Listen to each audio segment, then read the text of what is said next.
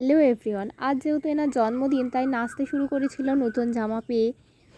আর এদিকে মা রসুন আদা সব কাটছিল আর 5 রকম ভাজা করবে বলে সেগুলো একেবারে কেটে নিচ্ছিল।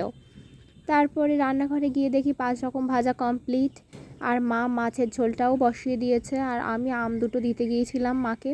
তো দিয়ে এসে দেখি ঠাম্মা এদিকে গোপাল ভাইয়ের পায়েসটাও প্রায় করে ফেলেছে।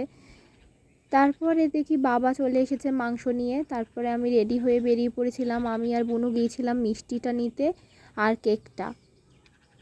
তো আমরা বাড়ি চলেও এলাম। তারপরে এসে দেখি মেজো কাকা প্লেট গ্লাস বাতি সব নিয়ে চলে এসেছে। তারপরে শুরু হলো আশীর্বাদ পর্ব। তো প্রথমে ঠাম্মা দাদু আশীর্বাদ করছিল।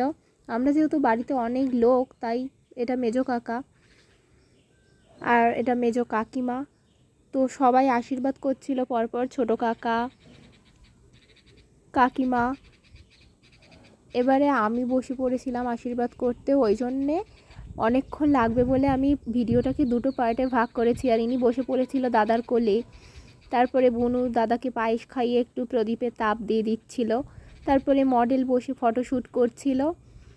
তো এই ভিডিওতে আমি এইটুকুই রেখেছি, আর পরের ভিডিওতে বাকিটা দেখাবো।